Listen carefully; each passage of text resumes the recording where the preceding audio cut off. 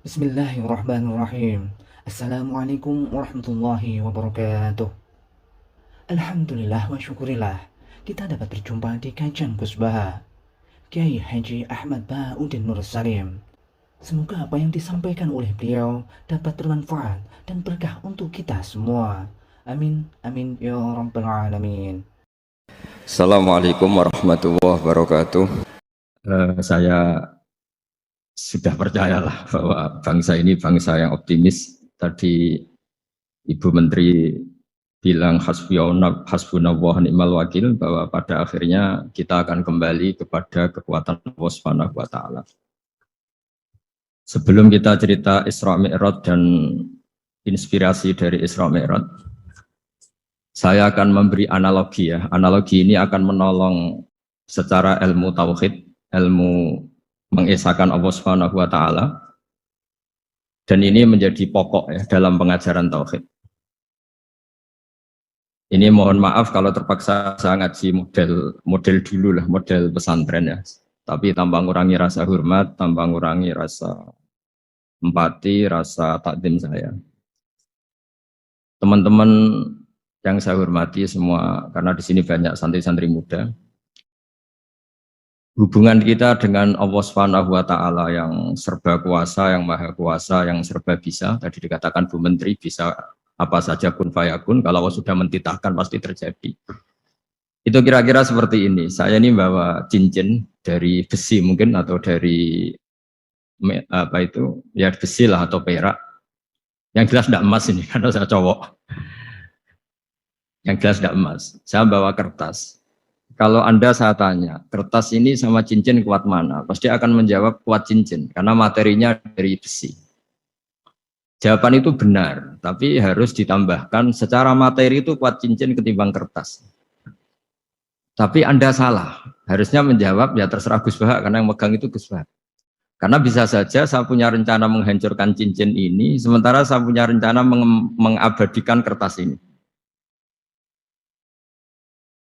Kira-kira gitu hubungan manusia dan Allah Subhanahu wa taala. Jadi hal yang kita kira abadi karena materinya kuat, ternyata Allah punya rencana menghancurkan.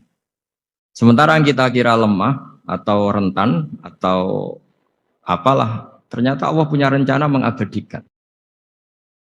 Di sini kemudian istilahnya orang-orang tasawuf, wa tafwidil umur ila mudabbiriha. Kita sebagai manusia menyerahkan urusan pada pengaturnya, pada yang punya. Bukan wilayah kita mengatakan cincin ini lebih kuat ketimbang atau lebih abadi ketimbang kertas. Karena saya punya rencana menghancurkan cincin, tapi ingin mengabadikan apa? Kertas. Sehingga tentang pandemi, tentang tragedi sosial, tentang apa saja, kita tidak pernah tahu rencana Allah itu mana yang lebih awet. Jangan-jangan kita takut pandemi, saya berkali-kali ngaji, mati kita kecelakaan. Jangan-jangan takut kecelakaan, mati kita karena ngelindur, tiru kebablasan, nggak bangun. Kita takut mati ngelindur, mati kecelakaan, jangan-jangan mati kita karena likuifaksi, karena gempa atau karena tsunami. Nah, hal-hal seperti ini yang terus menjadikan kita bilang dan berkeyakinan hasbunallah wa ni'mal wakil. Hanya Allah yang tahu dan semua urusan mencukupi kita hanya Allah. Tadi kata Bu Menteri, kita akan menghadapi ini dengan ilmu pengetahuan dan pengalaman. Oke, saya sangat setuju itu. Tapi lagi-lagi bangsa ini dan seluruh tren dunia itu kalau misalnya baru tsunami, ya semua orang ramai ketakutannya pada tsunami. Ilmuwan berteori bahwa tsunami siklusnya sekian tahun per sekian tahun. Nanti pas gempa juga gitu, pas likuifaksi juga gitu. Nanti kalau mudik mungkin ketakutan orang sama kemacetan, sama macam-macam. Takut kecelakaan laka di jalan dan sebagainya. Sehingga sebelum ngaji ini lebih jauh, pastikan bahwa tidak dalam wilayah kita mengatakan bahwa cincin ini lebih abadi, lebih awet ketimbang kertas. Tapi kita harus menjawab secara materi, cincin itu lebih awet ketimbang kertas. Tapi secara hakikat ya terserah yang mengendalikan, terserah yang punya, rencananya apa. Nah, di sini pentingnya ngaji. Karena dari ngaji itu kita akan kembali ke ma'rifatullah, ngerti Allah yang sebenarnya. Sebab itu di surat Isra disebut pada akhirnya ngaji itu apa? Subhanalladzi asra bi 'abdihi lailam minal masjidil haram ilal masjidil aqsa alladzi barakna haulahu. Tujuan akhirnya linuriyahu min ayatina. Bahwa Mi'raj itu hanya bagian kecil yang dimengertikan kita betapa dahsyatnya kekuasaan Allah Subhanahu wa taala. Betapa tidak terbatasnya kemampuan dan kebisaan dan kudrahnya Allah Subhanahu wa taala. Makanya masih dikatakan min ayatina, itu masih sebagian kecil dari ayat-ayatku kata Allah.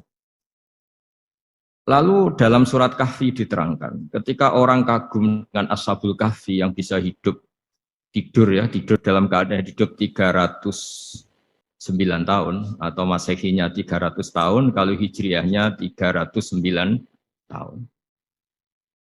Itu mungkin kalau kita ilmuwan, ahli baksil ya, atau ahli apalah, itu mungkin lebih kagum tentang nyamuk. Saya berkali-kali bilang, andaikan kita sepakar-pakarnya, terus disuruh bikin nyamuk itu, nggak usah bikin nyata hidup, bikin patungnya saja. Nyamuk itu sekecil itu, kemudian punya jantung, jantungnya punya urat, uratnya punya kuman, kumannya juga punya urat. Bayangkan saja sudah tidak bisa. Sehingga ketika orang tak kagum sama Ashabul Kahfi, kata Allah, am hasibta anna ashabal kahfi warraqi kanu min ayatina ajaba. Apa kamu kagum tentang Ashabul Kahfi dan batu-batu yang dipahat di situ? Bukankah dalam kekuasaan kami ada yang selalu menakjubkan? Artinya, andaikan kita ilmuwan tentang embriologi, tentang hewan, tentang kuman, mungkin cerita tentang nyamuk itu lebih dahsyat ketimbang tidurnya Ashabul Kahfi yang 309 tahun.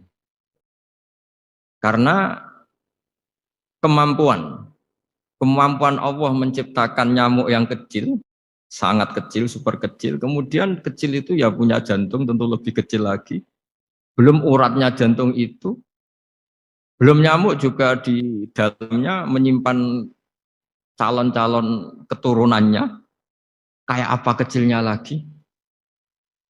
Nah, di sini Allah mengingatkan kita, innallaha la yastahi ayyadriba matsalam ma ba'udatan fama fawqaha. Allah tidak pernah malu jika dalam menunjukkan kekuasaannya Allah memberi contoh seekor nyamuk.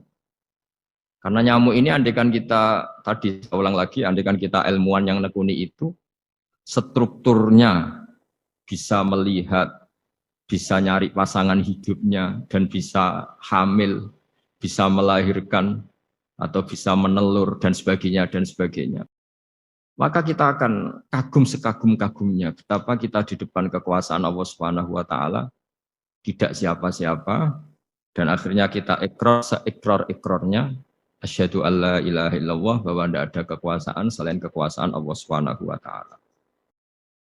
Lalu kenapa nyamuk itu tidak menjadi perhatian publik? Ternyata kita dibodohkan oleh kepentingan kita sendiri, karena dari awal kita menganggap nyamuk itu problem, penyakit, ya sudah bawaan kita mungkin cari obat supaya bisa membunuh nyamuk itu, atau melihat nyamuk itu sebagai problem, bukan sebagai ayatun min ayatillahi ta'ala, sebagai tanda-tanda kebesaran Allah Subhanahu wa ta'ala.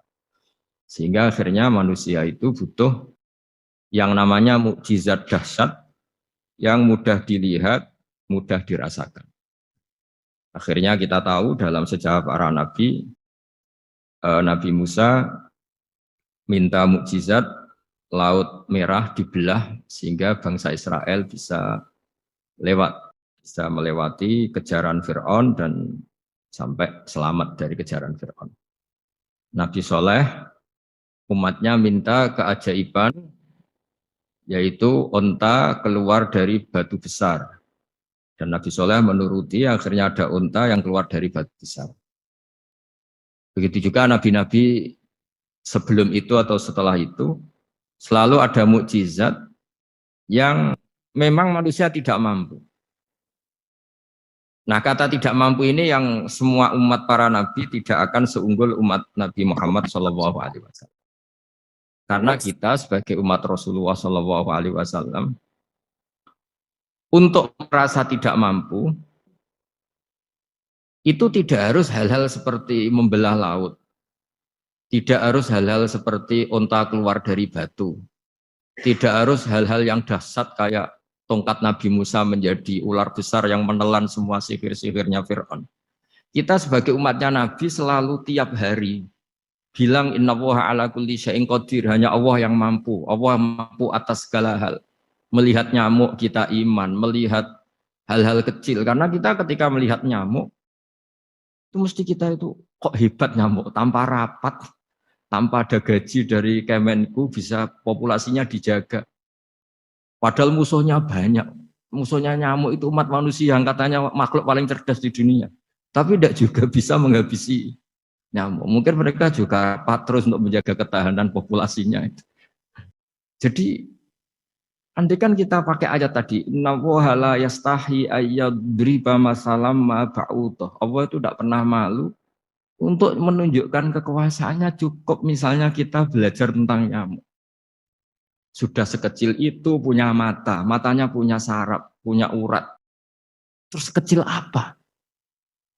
Begitu nyamuk sendiri punya kuman. Kalau nyamuk sendiri kecil, terus kumannya sekecil apa? Organ tubuhnya seberapa? Ini sudah kedahsyatan yang luar biasa yang menjadikan kita iman. Innallaha ala kulli syai'in qadir. Allah sendiri yang maha kuasa. Sehingga kembali ke tadi, peristiwa Mi'raj yang super dahsyat pun kata Allah masih dikatakan linuriyahu min ayatina. Hanya untuk menunjukkan sebagian dari ayat-ayatku. Bukan mewakili semua ayat-ayat kekuasaan Allah Ta'ala. Tapi sebagian, min itu tab'id sebagian. Lalu sebelum kita jauh belajar, kita sendiri juga, saya sendiri masih belajar. Kehebatan Rasulullah Shallallahu Alaihi Wasallam, Nabi akhir zaman. Kenapa hebat? Itu diantaranya adalah karena mukjizat tongkat itu pada akhirnya diletakkan di museum. Orang melihat, terus gaya-gayanan kuat ke Turki, atau bisa melihat langsung di museum. Dan setelah melihat, kadang-kadang kita ragu, masa tongkat ini betul itu. Kalau setelah misalnya yakin, bisa dipakai lagi enggak ya? Jadi hal-hal yang mengundang pertanyaan sekaligus keraguan. Beda dengan ajaran Rasulullah Muhammad SAW. Ketika Nabi cerita betapa kekuasaan Allah itu super dahsyat. Buktinya ya nyamuk tadi.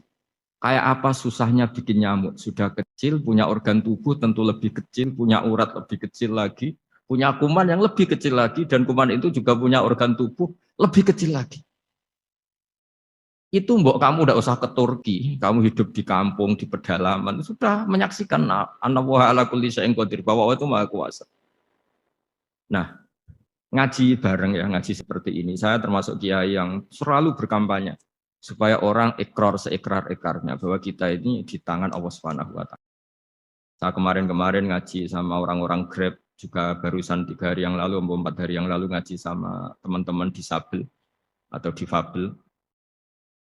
Karena mereka kalau dibahasakan disabel nggak mau, tapi komunitas internasional minta dis pakai bahasa S, tapi kita di Indonesia pakai difabel. Akhirnya kita tahu, ternyata orang yang kita kira menderita karena fisiknya, ternyata kadang lebih bahagia. Karena Allah bisa mengalihkan pikiran untuk positif. Saya berkali-kali guyon di depan para tamu. Saya pernah punya tamu itu perempuan nggak cantik miskin lagi. Ini nyata ini, Gus doakan supaya suami saya kaya. Terus saya bilang, memangnya kalau sudah kaya ngapain itu? Ya paling tidak rumah saya diganti, mobil saya diganti. Tapi nanti akhirnya ngevaluasi Anda juga ingin diganti. Karena setelah rumahnya mewah, pakai mobil mewah, pasti yang dievaluasi bukan rumah dan mobil, tapi Anda. Kok nggak pas ya wajah gini di rumah saya gitu. Kok nggak pas wajah gini di mobil mewah. Akhirnya ibu-ibu tadi sudah Gus nggak jadi. Jadi mungkin barokahnya pandemi itu nanti Ibu Menteri itu jadi kelihatan hebat karena ada pandemi kok Indonesia bertahan. Tapi kalau nggak ada pandemi kan ya biasa aja, memang normal. Kiai juga gitu, diuji santri yang kadang beli, umat yang nggak jelas. Itu memang ujiannya. Kalau nggak ada ujian ya nggak keren. Kayak ya biasa aja lah kita hadepin, ya kita tadi kata Bu Menteri ya kita ikhtiar dan berdoa. Lalu saya ulang lagi. Jadi logika itu bisa pakai analogi. Analoginya tadi, salah Anda kalau mengatakan cincin ini lebih kuat ketimbang kertas. Yang benar adalah secara materi ini lebih kuat ketimbang kertas. Tapi soal nanti kekuatannya sampai kapan terserah yang punya. Bisa saja saya punya rencana besok ini saya luluhkan, saya hancurkan, yang ini saya simpan. Kayak apa dulu dinosaurus itu kuatnya kayak apa? Habis. Ayam yang selemah itu sampai sekarang masih. Karena Allah menghendaki dinosaurus diakhiri, sementara ayam tidak. Kayak apa nyamuk itu yang musuhnya orang seluruh dunia, ditemukan apa mulai begon apa, tapi sampai sekarang bertahan. Apa kita perlu konsultasi sama nyamuk gimana ini kok bisa bertahan, resepnya apa itu. Karena Allah menghendaki itu disisakan masih. Nah, kemudian kenapa ada peristiwa Isra Mi'raj?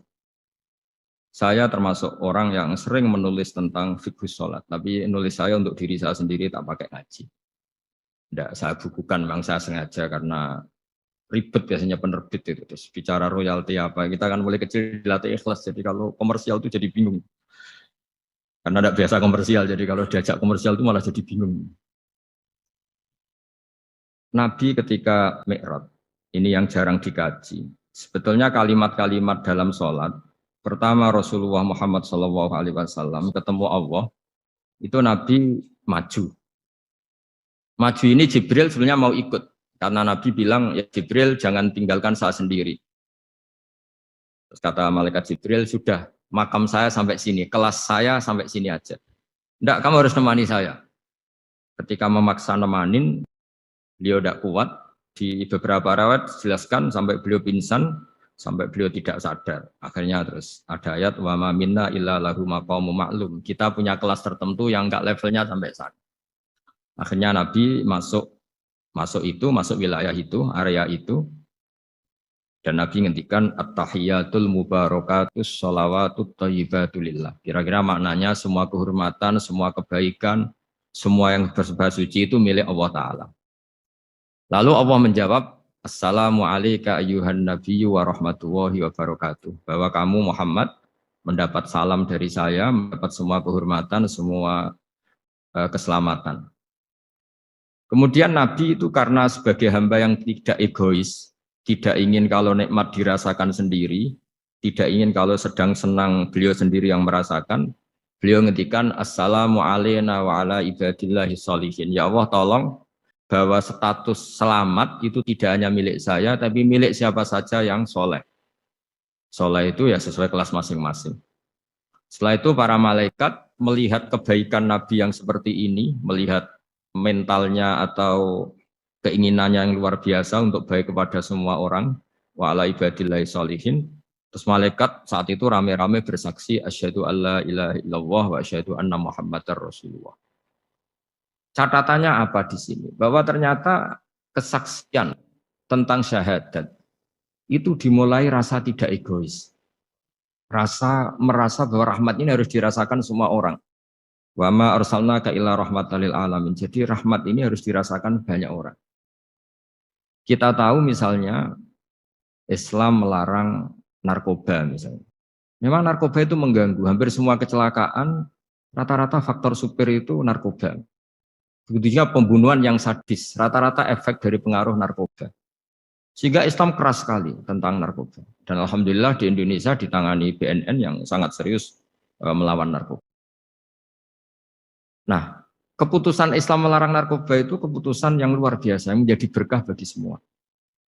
Begitu juga keputusan Islam tentang melarang zina, melarang perbudakan, melarang penipuan. Dan Islam mendukung misalnya gerakan nikah, gerakan adil, gerakan keseimbangan dan kemanusiaan. Sehingga agama ini akan dinikmati siapa saja karena ajarannya. Lalu agama ini bisa nikmat, itu solusinya gampang menurut Rasulullah, yaitu sholat. Nabi itu kalau pusing menghadapi banyak hal, itu keluar masuk, terus tanya sama istrinya, kapan waktunya sholat? Kapan Bilal datang? Dulu kalau mau waktu sholat, Bilal datang, ngetok pintu Nabi, ya Rasulullah sekarang waktunya sholat. Itu Nabi membahasakan sholat itu unik. Ini tentang Mi'raj ya, karena hasilnya ya sholat tadi. Arifna ya Bilal. Arifna itu tolonglah bikin nyaman saya dengan sholat. Sebelum kita belajar sholat secara serius, gampang. Kalau kita misalnya menteri atau kita ajudan atau kita apa, Kayak apa asiknya kita kalau ngomong-ngomong sama presiden, ya, bercengkrama dengan presiden atau dengan menteri atau dengan kiai, dengan atasan. Sholat itu media di mana kita asik dengan Allah Ta'ala. Kalau kita bisa asik dengan atasan yang manusia, apalagi ini asik dengan Allah Subhanahu wa Ta'ala. Sehingga kita harus malu kalau sholat tidak asik. Kita ketemu orang yang kita hormati saja asik, masa ini ketemu Allah Ta'ala tidak asik. Sehingga dulu, bawaannya orang dulu itu kalau sholat, untuk tidak cepat itu harus diperintah. Dulu para nabi, para sahabat kalau sholat itu lama-lama. Sehingga sampai nabi yang turun tangan, wahai para sahabatku, kalau kamu jadi imam jangan lama-lama. Karena dulu semua orang itu penikmat sholat. Sehingga untuk tidak lama itu nunggu diperintah. Kalau kamu jadi imam jangan lama-lama, kasihan makmumnya. Itu.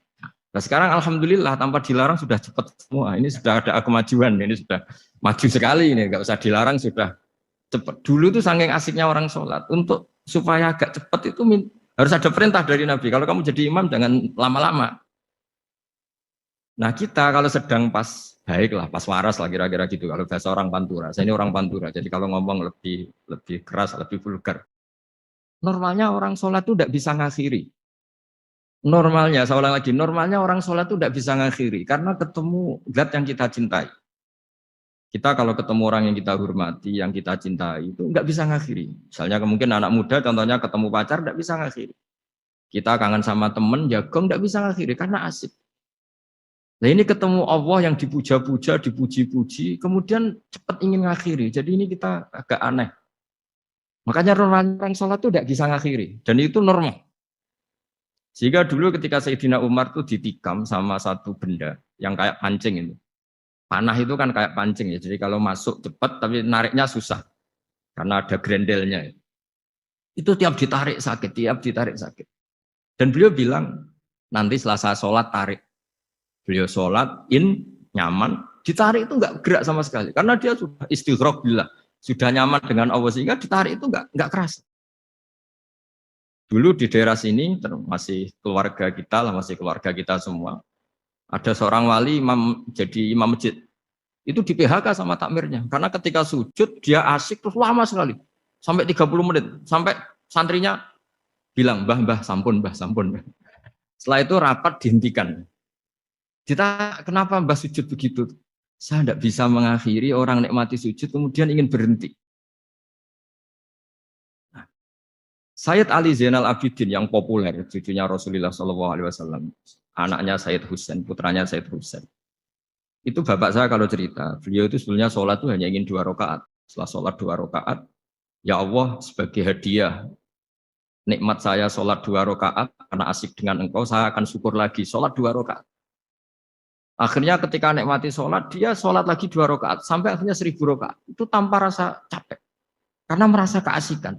Masa momen seasik ini kemudian saya tinggalkan ya Allah. Akhirnya sholat lagi.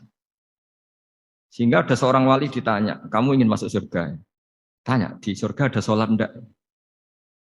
Enggak ada katanya. Wah kalau enggak ada sholat, saya enggak masuk surga. Terus dibilang, ya sholat aja. Terus dia mau masuk surga. Kalau kita akan kebalikan, kita ini masuk surga itu sebetulnya kita ngawur sekali. Ngawurnya adalah, masuk surga, enggak ada sholat lagi, enggak ada puasa lagi. Jadi ini kan kita ini jadi makhluk yang aneh. Jadi kita ini masuk surga senang karena sudah ada kewajiban apa? Sholat. Jadi ini agak aneh. Sesuatu yang menjadikan kita masuk surga, tapi sesuatu yang kita benci setelah masuk surga. Asiklah di surga karena ada sholat. Nah, apapun kondisi kita harus latihan. Harus latihan kita entah seberapa kadarnya ingin niru Rasulullah SAW. Ketika ngendikan wa qurratu aini fi sholat, nyamanku, hatiku, tentram kalau saya pas sholat. Sehingga tadi sudah saya katakan tadi, dulu itu untuk menghentikan sholat itu susah. Sampai Rasulullah sendiri yang merintahkan, hei para imam kalau sholat jangan lama-lama. Kalau sekarang, andai kan Nabi hidup di zaman sekarang, pasti tidak ada pengumuman itu. Karena semuanya sudah pat, malah super kilat itu. Ada yang terawih 20 rakaat hanya berapa? 8 menit dulu. Itu kan 7 menit itu. Nah kalau sampean tanya saya, kenapa sholat begitu asik? Yaitu tadi kita diajari analogi. Analogi itu ya kias. Jika kita bisa asik ngomong sama orang yang kita cintai, bisa orang tua, bisa anak, bisa cucu, itu rasanya mengakhiri itu nggak bisa. Karena bawaannya asik. Apalagi ini kita munajat, bercengkrama dengan zat yang kita butuhkan sebelum kita ada, sampai setelah kita ada, sampai setelah kita tidak ada. Kita semua akan hasbunallah wa ni'mal wakil. Sehingga dulu bawaannya orang dulu itu, saya cerita sedikit. Ada orang mau meninggal, namanya Umar bin Abdul Aziz, itu Khomisul Khulafa, orang yang terkenal adil. Ketika mau meninggal, senangnya bukan main. Ditanya, kenapa engkau senang? Memangnya kalau saya mati mau kemana? Ketika saya hidup dengan segala nikmat itu ya karena Allah Ta'ala. Saya nanti mati ke zat yang sama. Dikelola oleh zat yang sama, yaitu Ar-Rahman Rahim. Dulu saya disayangi Allah, paling setelah mati juga disayangi Allah. Karena yang jadi Tuhan setelah mati, Tuhan yang sama ketika di dunia, yaitu Rahman Rahim. Cerita legenda yang lebih dasar dari itu, masyhur itu Jalaluddin Ar-Rumi. Ketika dia mau meninggal, semua muridnya nangis, beliau marah. Kenapa kamu menangis? Ya karena guru mau meninggal. Kamu itu ngawur sekali. Saya ini sudah lama menunggu hari seperti ini, bisa ketemu zat yang saya cintai, malah kamu menangis. Ayo kamu nari sebagai pesta kematian saya. Tapi ini nggak bisa ditiru ya, karena kalau kita niru, nggak usah dilarang juga nggak bisa niru kayak gitu. Cuma saya maklumatkan jangan ditiru. Meskipun nggak usah dilarang juga nggak akan bisa niru. Sehingga orang-orang dulu itu bawaan kalau mau kabundut itu ya asik. Rasulullah Shallallahu Alaihi Wasallam ketika mau wafat, intakola ila rofiqil a'la, itu ditanya sama istri-istrinya, lalu engkau mau kemana? Kata Nabi, sebelum sekian hari, beliau setiap khutbah ngendikan, ini ada hamba yang disuruh milih Allah antara di dunia dan bertemu Allah. Kalau kamu jadi hamba itu milih mana? Di dunia yang penuh problem ini, apa milih ketemu Allah yang Rahman Rahim? Yang hubungannya dengan kamu itu ngasih dan ngasih. Kamu tidak mungkin kan hubungan dengan Allah memberi, kamu bisa apa? Kita hubungan dengan Allah pasti hanya mendapat. Dikasih nyawa, dikasih oksigen, dikasih bumi tidak bayar, dikasih air juga tidak bayar. PDAM dikelola siapapun bayar, oksigen di rumah sakit bayar. Hubungan kita dengan Allah tidak pernah bayar oksigen, tidak pernah bayar sewa bumi. Punya kolam renang laut seluas itu ya tidak pernah bayar. Udah gitu kolam renangnya menghasilkan ikan. Kalau kita kan semuanya utang jasa sama Allah, dan reputasi Allah itu dengan kita hanya memberi, tidak pernah meminta. Akhirnya hubungan-hubungan inilah yang menjadikan terus. Semua sahabat jawab, ya kalau kita jadi hamba itu pasti milih Allah lah. Jadi Nabi itu saking pinternya orang, supaya orang siap dengan keberangkatan beliau itu dibikin satu taksis, satu apa? Kalau orang Jawa bilang itu dikai persemon, dikai mukaddimah. Supaya orang-orang itu siap kalau Nabi ngendikan. Kalau kamu seorang hamba disuruh ketemu Allah sama hidup di dunia yang fana ini milih mana? Ya milih ketemu Allah. Ketika akhirnya Rasulullah wafat, ternyata orang itu adalah Rasulullah. Ya akhirnya sahabat bilang, ya iyalah masa dengan kita sama Allah milih ketemu kita, pasti milih ketemu Allah. Nah, sholat itu mi'rajul mu'min, sholat itu adalah cara seperti itu. Kita manja dengan Allah meskipun dengan segala problem, ketika itidal kita tetap memaklumatkan Rabbana lakal hamdu mil'us samawati wa mil'ul ardi wa mil'u ma syi'ta min syai'in ba'du. Engkau zat yang selalu layak dipuji di langit maupun di bumi. Dan langit bumi ini karena terbatas masih ditambahi wa mil'u ma syi'ta min syai'in ba'du. Dan seluas apa saja engkau kehendaki.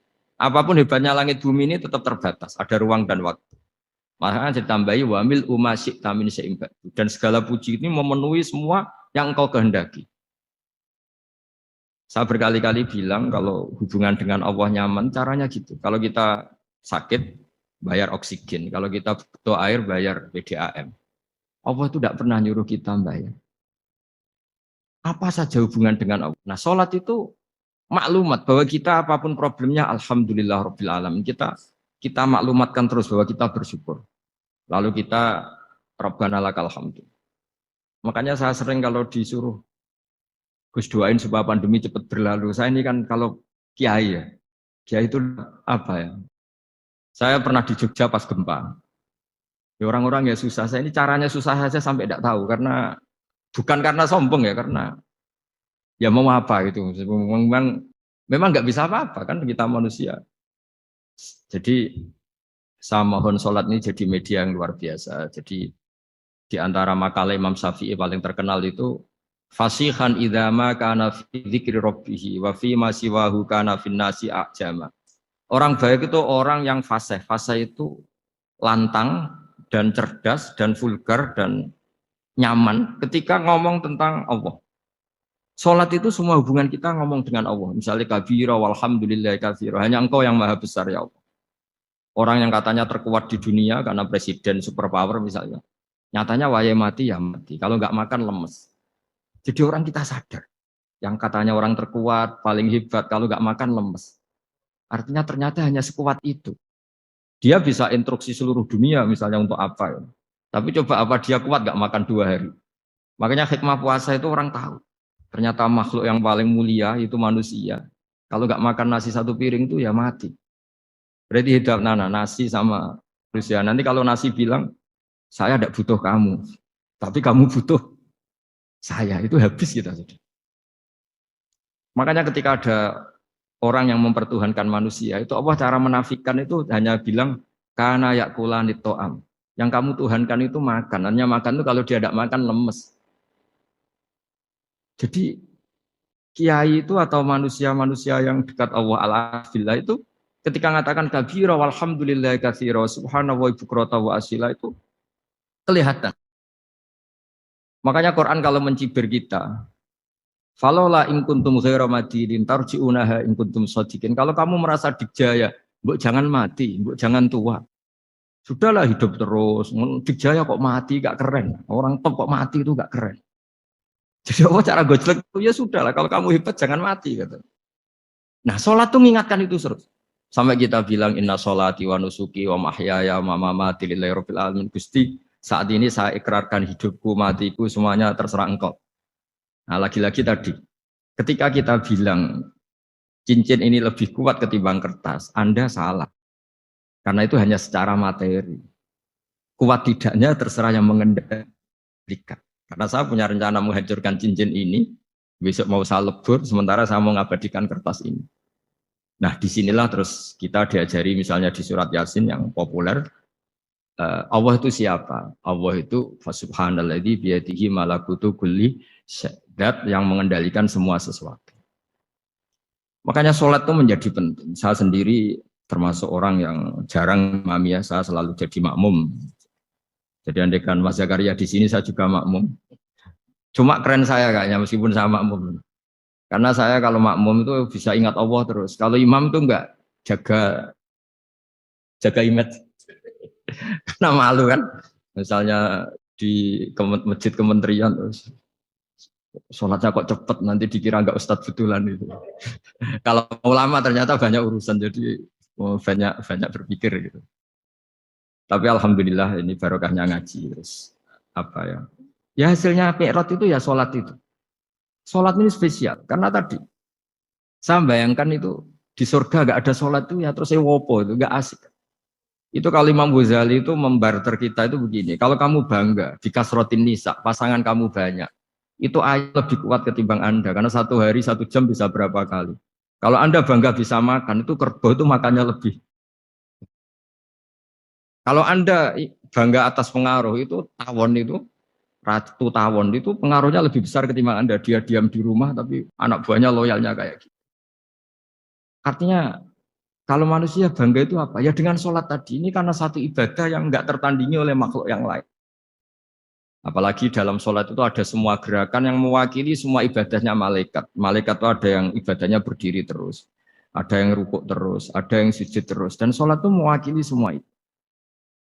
Juga mewakili sosial, karena setelah sholat kita bilang Assalamualaikum warahmatullahi wabarakatuh, bahwa keselamatan ada di kanan dan kiri. Nah, oke ya, itu sakralnya Mi'raj. Tapi di balik Mi'raj itu ada hal-hal yang manusiawi. Dan ini yang terjadi di dunia. Ketika Rasulullah melangkai makamnya Nabi Musa, makam itu status, ranking lah kalau dalam bahasa Indonesia itu. Kalau bahasa Indonesia itu ribet, makam itu kuburan. Makanya orang Indonesia sering tanya saya, Gus, makamnya Nabi Ibrahim kok batu? Makam yang dekat Ka'bah itu bukan makam dengan makna kuburan, itu tempat yang dipakai Nabi Ibrahim membangun apa? Ka'bah. Cara Jawa pancatan itu. Nabi Musa itu gak terima, komplain sama Allah. Ya Allah, ini lebih junior ketimbang saya. Kenapa makamnya melangkai saya? Ini tidak fair. Jadi di mana-mana manusia itu kalau disalib junior itu ya tidak terima. Ya ada manusianya. Terus ditanya sama malaikat Jibril, kenapa kamu gak terima? Ini orang Israel, kadung ngira saya ini nabi paling top. Ini kalau sampai konangan saya kalah sama Muhammad tuh malu saya kata. Jadi artinya ya ada sisi manusia. Itu ada kitabnya. Terus, ya tapi memang Nabi Muhammad lebih top ketimbang kamu. Memang dia nabi pilihan, Sayyidul Awalin wal Akhirin. Oke, kalau saya kalah dengan dia gak apa-apa. Tapi umatnya jangan. Maksudnya umatnya bangsa Israel harus lebih top ketimbang kita. Makanya orang Israel sampai sekarang begitu itu ya memang ada sanatnya, nggak mau kalah. Karena usulnya Nabi Musa memang nggak boleh kalah. Terus terus kata Allah, ya tidak bisa. Memang yang paling top tetap umatnya Muhammad, bukan umat kamu. Tetap kamu kalah. Sehingga setelah kalah dan menang itu kita terus tidak tahu. Misalnya begini ya, penemu komputer atau penemu mobil sama yang beli mobil itu hebat mana? Kalau bicara keilmuan ya hebat penemunya. Tapi kalau bicara kapitalistik, udah bikinkan mobil yang mewah gini-gini. Nanti tanggal ini jadi ya. Hebat mana yang nyuruh sama yang disuruh? Kalau logikanya pakai gitu. Hebat mana yang nyuruh sama yang disuruh? Artinya kamu milih jadi mana? Penemu mobil, hebat kan? Tapi terus sama orang kaya diminta, bikinkan ini, speknya seperti ini, selesai gini. Hebat mana? Nyuruh sama disuruh? Menyuruh. Tapi yang nyuruh tidak bisa bikin mobil, yang disuruh bisa. Pinter mana? Pinter yang disuruh. Tapi pertanyaannya, wong bisa nyuruh ngapain bikin sendiri? Pinter mana? Ini mohon maaf karena di sini banyak orang nggak jelas-jelas juga. Artinya terus subjektivitas manusia ini tetap ada gitu. Kalau bisa beli ngapain bikin gitu. Tapi kalau bisa bikin ngapain beli. Nah mungkin perdebatan di kementerian atau di yayasan atau di kampung-kampung atau di apa mesti begitu. Dan itu di Mi'raj juga digambarkan. Digambarkan bahwa antar nabi ini ya ada kompetisi. Wa fi dzalika falyatanafasil mutanafisun. Tapi bedanya nabi dengan kita itu satu. Nabi itu kalau keliru dengan tanda petik, nabi itu kalau keliru itu jadi berkah. Itu bedanya kita. Kalau kita keliru kan keliru betul. Kalau nabi itu tidak kelirunya itu jadi berkah. Ini saya punya dua contoh kalau boleh dibahasakan ya kekeliruan nabi atau dengan tanda kutip kekeliruan nabi. Tapi saya ulang lagi dengan tanda kutip. Nabi Musa itu ketika Nabi Muhammad ditanya, kenapa kamu dipanggil jauh-jauh? Disuruh sholat 50 rakaat.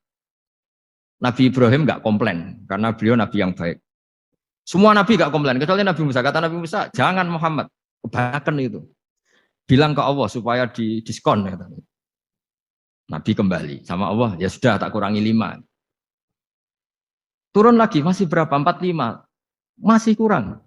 Itu sampai 9 kali. Akhirnya terkurangi berapa? 45 rakaat. Itu Nabi Musa masih bilang, udah minta lagi keringanan.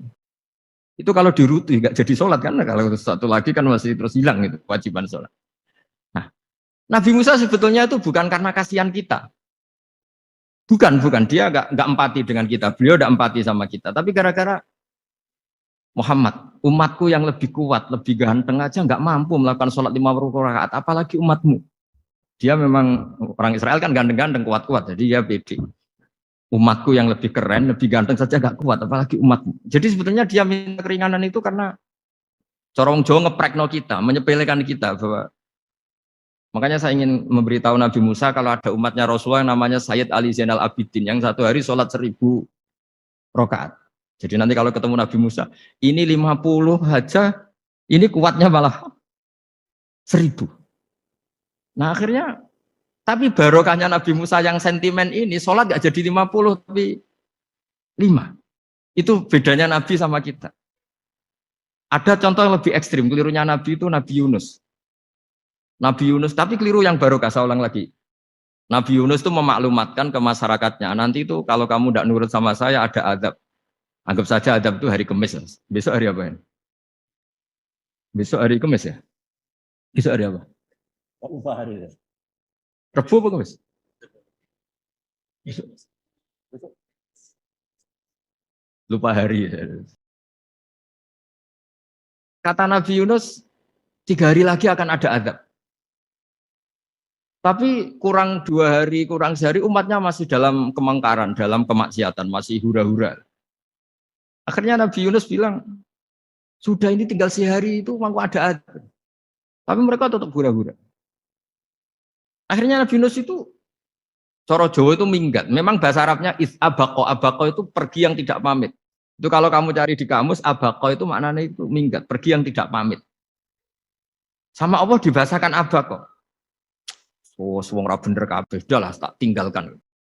Setelah ditinggalkan, Nabi Musa disalahkan sama Allah.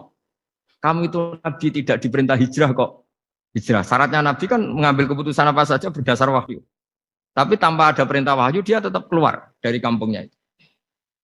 Keluar sama Allah disalahkan. Wong Nabi kok minggat. Akhirnya ketika dia di kapal, di perahu itu, dulu itu ada mitos, kalau ada perahu mau tenggelam pasti ada yang minggat, diundi. Sampai 3 kali yang keluar dia, akhirnya tahu diri nyemplung. Nyemplung terus ditelan ikan nun. Pokoknya ikan besar lah.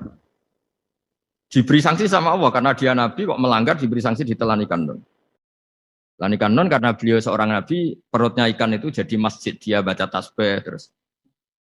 Tapi barokahnya dia minggat tadi, azbako. Akhirnya 1 hari itu mau ada azab besar itu orang-orang nginceng rumahnya dia.